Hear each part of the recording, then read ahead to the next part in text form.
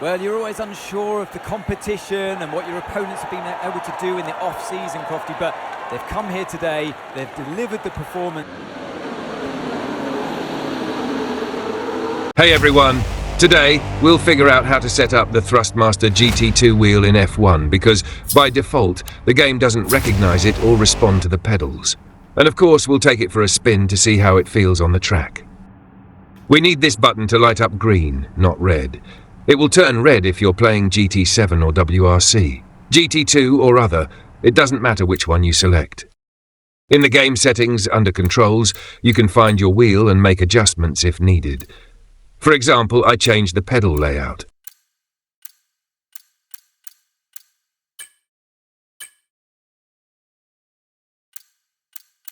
That's pretty much it for the setup. Nothing complicated, but for beginners who just got their wheel, it's not so obvious. Now let's jump into the game. I've always loved Formula One and was a huge fan of Schumacher.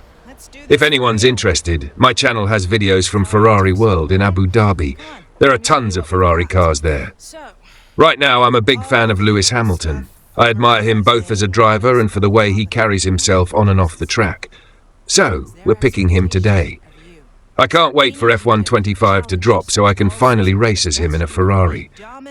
Pole position yesterday, that's history now. Let's start the race. I already secured P1 in qualifying, so I'm starting from the front row. To be honest, starting at the back is way more exciting since you have to fight your way through the pack, but for a first run, this will do. I'm playing on professional difficulty, and this is actually my first time using a wheel in F1. My main games are GT7 and WRC, but so far it feels surprisingly easy. Maybe it's time to level up, get a real Formula One wheel and start pressing all the buttons like the pros. At the end of the video, there will be a race replay from a different angle for a more cinematic experience. But for now, let's just enjoy the driving. Steering in F1 versus GT7. The handling in Formula One feels razor sharp and incredibly responsive. Every small movement of the wheel translates instantly to the car, demanding precise inputs and quick reflexes. The downforce keeps the car glued to the track, but you have to be careful not to push too hard, or you'll lose control in an instant. GT7, on the other hand, feels more natural and varied. Depending on the car, you deal with understeer, oversteer, and weight transfer in a more progressive way. The cars are heavier, and you can feel the road much more compared to the almost telepathic response of an F1 car.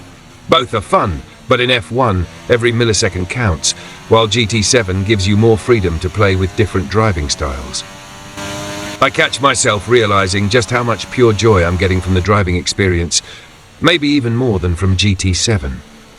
Everything is so fast-paced, and you have to nail every turn, adjusting the perfect speed for each curve.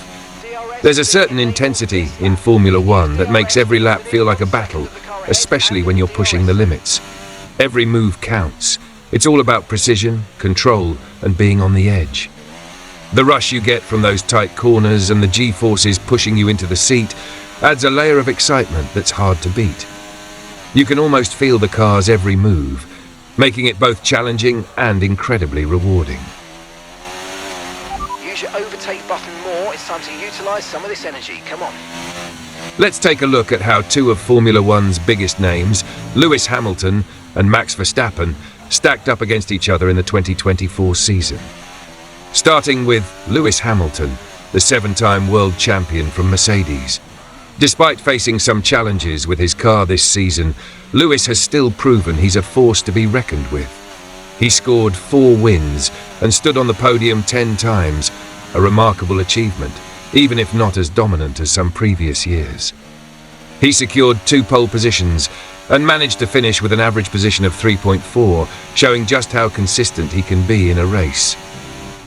His standout performance came in Monaco, where he clinched a hard-fought victory, proving he still has that championship drive. His experience and racecraft continue to make him a major player in every race. On the other hand, we have Max Verstappen, the driver who's been absolutely on fire in 2024.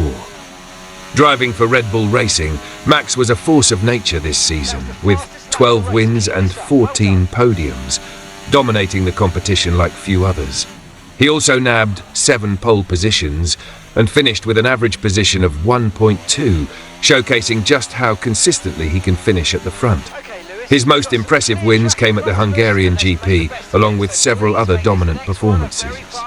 Max's ability to maintain his pace and manage races from start to finish has set him apart this season. So, when comparing these two titans, it's clear that Max Verstappen has had the upper hand in 2024, with a string of wins and podiums putting him in a commanding position. But don't count out Lewis Hamilton. His experience, skill and tactical brilliance still make him one of the fiercest competitors on the grid. Even when the odds are stacked against him, Hamilton knows how to fight back and make it a thrilling battle for any fan to watch.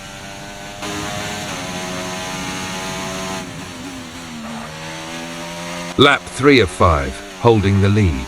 I'm still in first place, smoothly navigating the track, and at this point, I have a solid gap. No one is even close to challenging me. But leading a race isn't as easy as it looks. When you're in the pack, you're constantly reacting to other drivers, fighting for position, looking for opportunities. But when you're at the front, it's all about precision, consistency, and mental focus. Each turn demands perfection. The braking points, the throttle control, the way I position the car before every apex, it all needs to be spot on. Even the slightest miscalculation could cost me time and bring my rivals closer.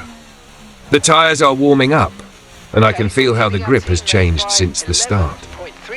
The car responds instantly to every steering input, and that's where the thrill of driving an F1 car really kicks in. It's like the car and I are working as one.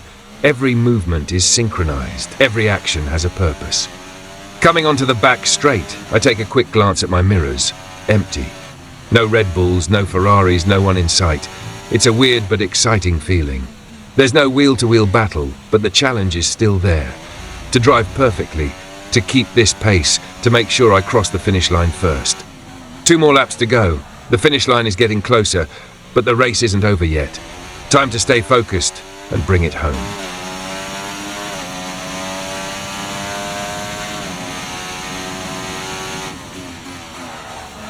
Lap 4, the calm before the storm. With just 2 laps to go, I'm still leading comfortably. The car feels incredible, smooth, responsive, and glued to the track. It's moments like this that make you appreciate the art of racing. It's not just about speed, it's about control, precision, and knowing exactly how much to push without overstepping the limit. Every corner is a dance. I brake just enough to rotate the car perfectly, then ease back onto the throttle, feeling the rear tyres grip the asphalt as I accelerate out. It's a rhythm, a flow. You're not just driving, you're connected to the machine. Racing in Formula 1 is a completely different experience compared to GT7 or WRC. In GT7 you focus on tyre management, braking zones and racing lines, but there's more room for error. In rally racing it's about adapting to changing surfaces and reacting in split seconds. But here, in F1, it's all about absolute precision at extreme speeds. One small mistake, and you're either off the track or losing positions in an instant. And yet, despite the intensity, there's this pure joy. The thrill of knowing you're pushing the car as close to the limit as possible. You can feel the forces pulling you through every turn, the way the car sticks to the road, the way the steering wheel vibrates under your grip. It's a sensory overload, and I love every second of it. Now, approaching the final lap, I take a deep breath. Just one more time around the circuit, one more chance to savor this drive before the checkered flag waves. Let's bring it home.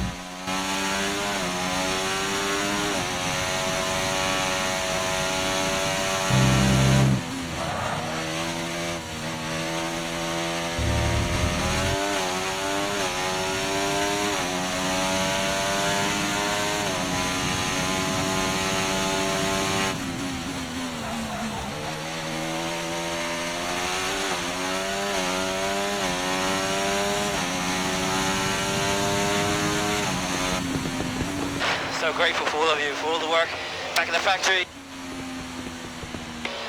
and here. Thanks so much for not giving up on me.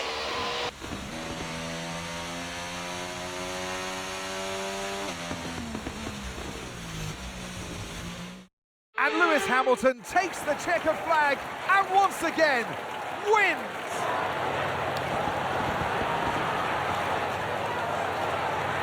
Well, you're always unsure of the competition and what your opponents have been able to do in the off-season, Crofty, but they've come here today, they've delivered the performance that you dream about, and wow, did they make that car sing today. Really impressive stuff.